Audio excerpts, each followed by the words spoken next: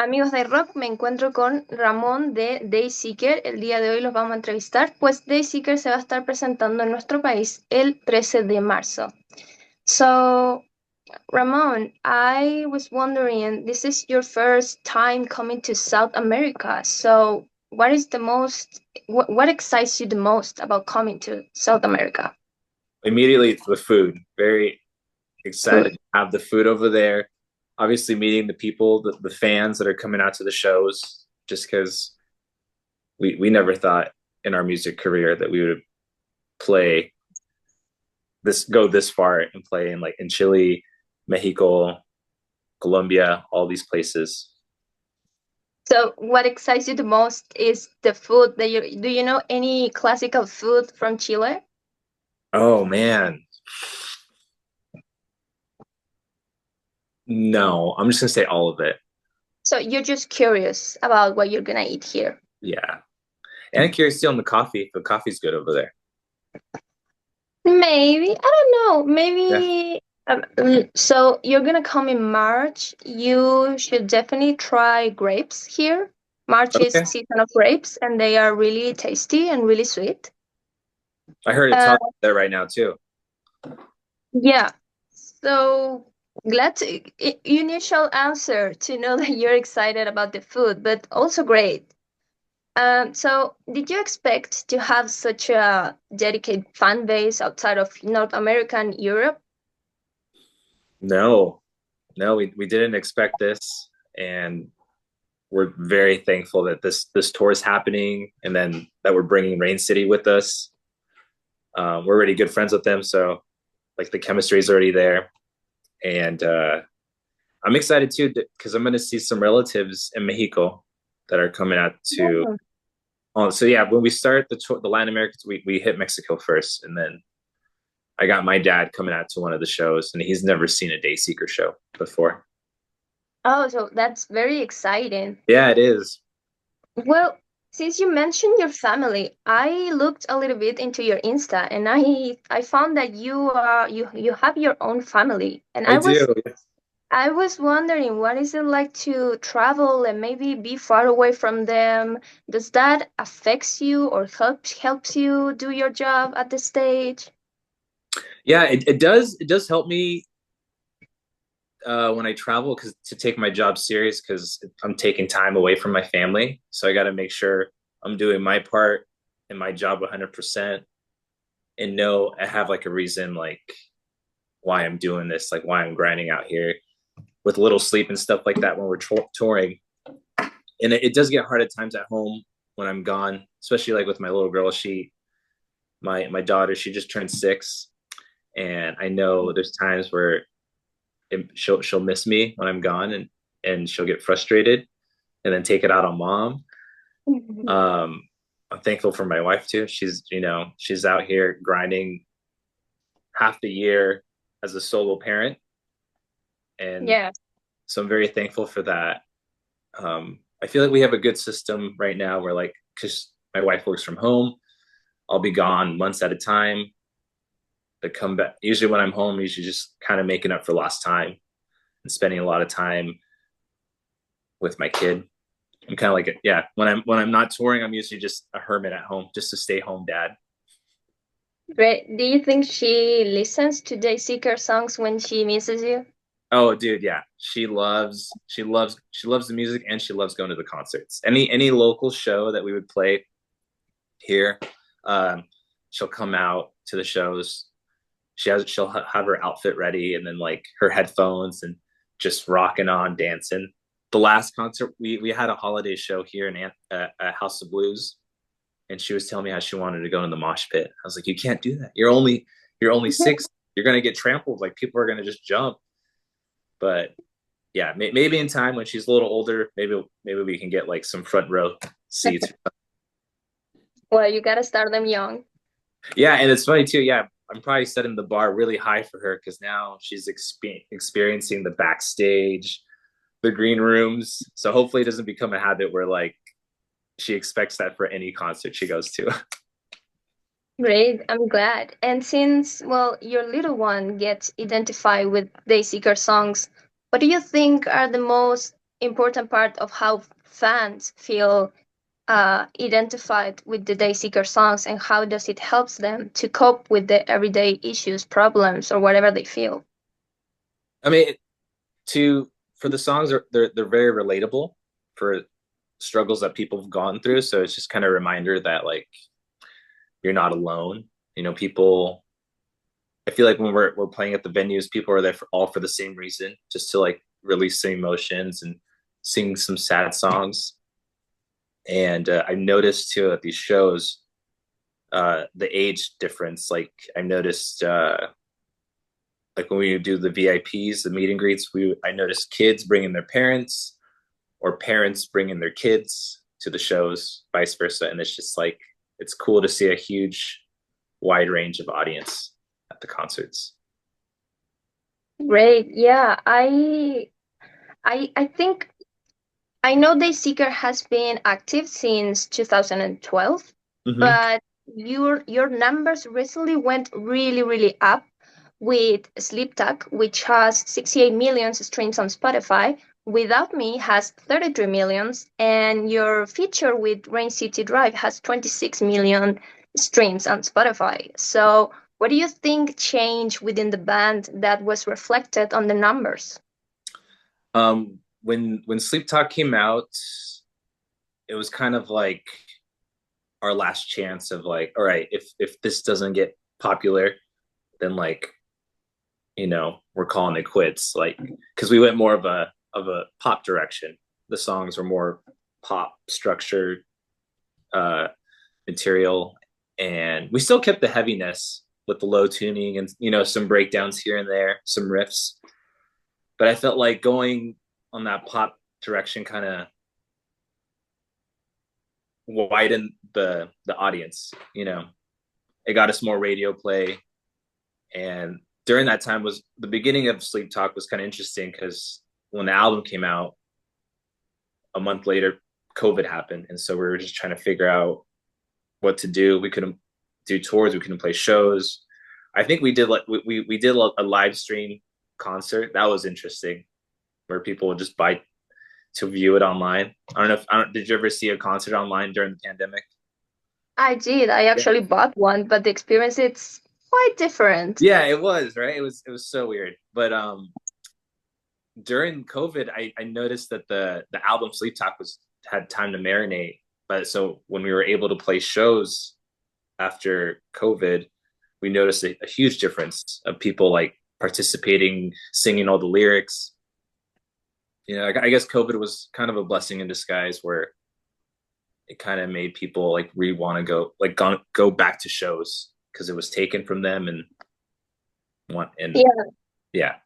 that happened to a lot of bands. What do you Mm-hmm. mean when you say that that was your last chance? Like you guys were trying something new, you didn't want Yep. to play the old stuff anymore? Yeah, we didn't want to keep putting out like the because I know our previous records were more like post-hardcore metalcore songs, and it seemed like it wasn't we weren't getting the turnouts or the results at the shows, and I feel like we wanted to try something different, and we were getting like obviously too getting older and like listening to more I wouldn't say like more uh mellow pop songs instead of like metalcore stuff, and so I feel like we found our formula Yeah, at that yeah, time. no. Dayseeker songs are very catchy, but they are also very deep. Mm-hmm. Yeah, yeah, you They get. touch really deep subjects, and I feel like they talk about things that are painful, but in a more hopeful way, less destructive that metalcore, post-hardcore usually is. Mm-hmm. Yeah, exactly. And I feel like that formula just seemed to work for Sleep Talk, so we kind of did that with Dark Sun, and then right now we're currently working on a new album, and we're about 9 songs done, trying to wrap it up. And if you like the last 2 records, you're definitely gonna love the new one. So what can we expect from this new album already? Uh, it still has the same formula, like it's mellow, pretty slow moments, but it does have some a little bit more heavier stuff. You know, you got a couple of tracks of Roy screaming, some breakdowns, some cool riffs that I'm really excited to share. And we just wrapped up shooting a music video for our first single a couple weeks ago.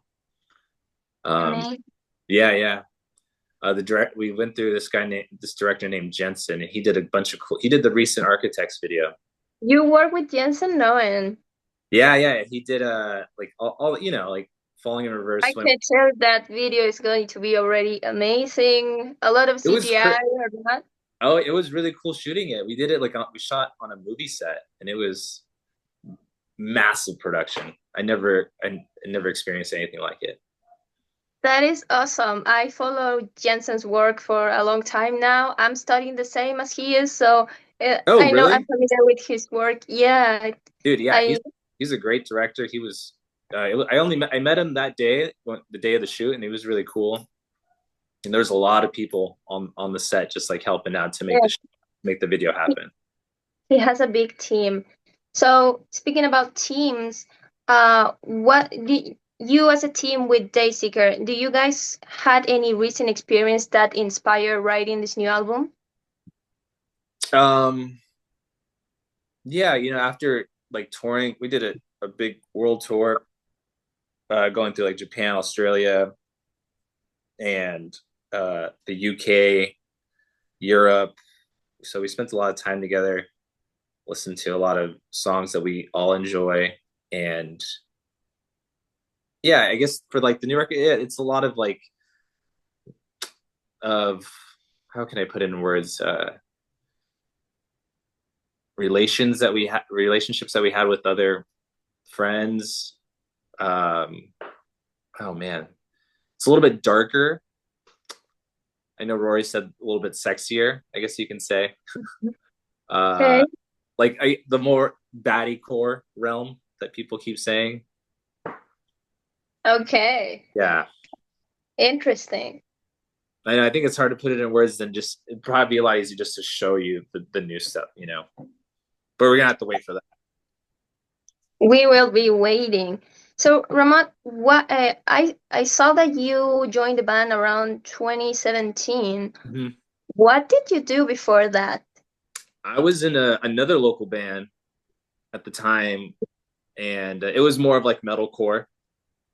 And my band would play a lot of shows with Dayseeker, so or Rory's old band, Arms Like Yours, and so like the chemistry was already there, the friendship was there, and Dayseeker at the time they needed a bass player, and that moment like my band at the time was kind of falling apart, and so Rory's like, hey, we need a bass player, come join the band, and ever since then the rest was history. Like I remember my first tour was 2017. It was Silent Planet's headliner tour.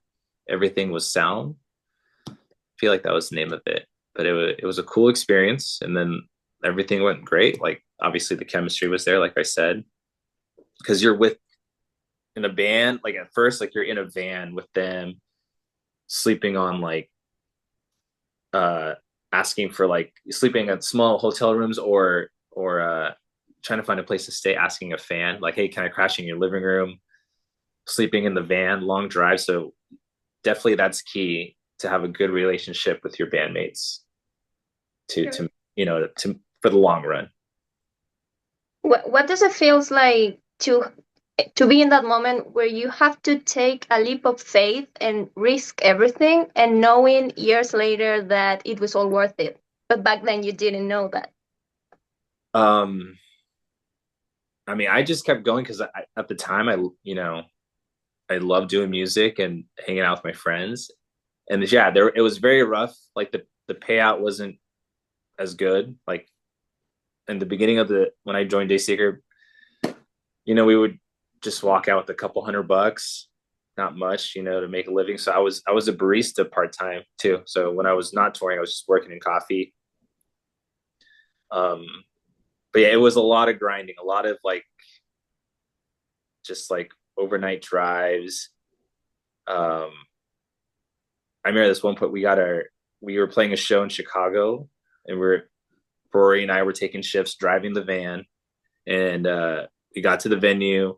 The venue didn't even, it was a small room. The venue didn't provide parking for the band. We parked down the street. Our van gets broken into.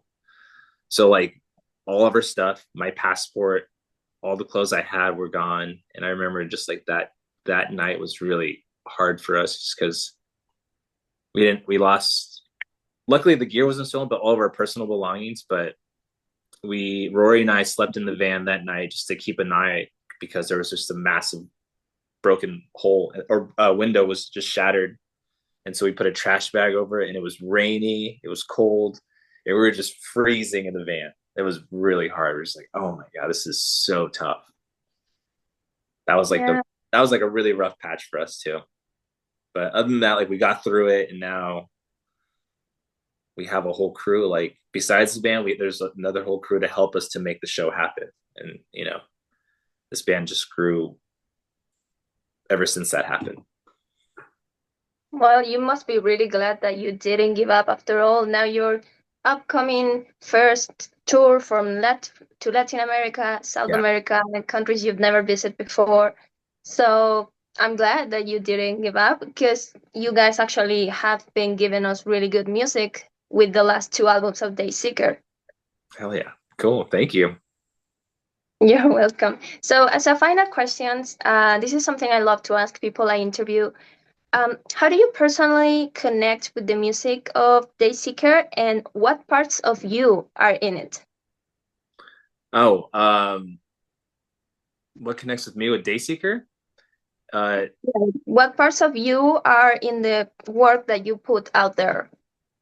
oh, I mean, it could be just like hyping the crowd up for live shows, and then with Dayseeker, I mean, just there for emotional support for the whole band. I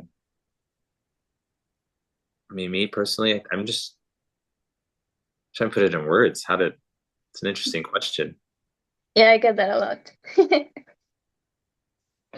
So it's Um, like you showing up as a person, as a friend, as a musician, oh yeah, like yeah, what you sure. put in. Yeah, making sure like all my personal steps up to par, like my bass, my equipment. It's hard to feel. I feel like because there's with like technology, it's always changing, and so I remember when I first started playing bass, I had a big amp, massive pedal board, a head for it, all this stuff for it. But now it's just like I just have this pedal board called Quad Cortex, and it does it all for me. And it's just crazy just to have a piece of equipment like that just that does it all. And it's just what I'm saying is like you just have to like get with the times and see what's the latest thing to keep up. Like, oh, there's a new bass that's coming out. There's a new thing. Yeah. So you got to make sure that you're not slacking and up to par with everybody else. Yeah, well, it's a tough work. Despite it can be very fun, but I'm sure that it's also very tough. It is, yeah. A lot of pressure where like, yeah. I mean, just playing the gig in front of huge audience. Don't fall off stage or don't hit the wrong note. Yeah, sure. So, Ramon, I really hope that you get to know our Chilean crowd. We are very oof, energetic for Yeah, saying heard you guys are something. rowdy. We are wild, so I'm sure you're going to enjoy that. Oh, And definitely try the Chilean grapes. And you might also get time to catch up to the last season of Pastel de Choclo. So definitely try that one. oh, what's that? The It's like corn, but it's like a mixture of corn that is smashed and it's put on an oven, and it has beef and it has eggs. It's weird to oh, it explain, sounds but great it's already. one of our best things. Eggs and beef. I'm all about that. That sounds great. Yeah, it's awesome.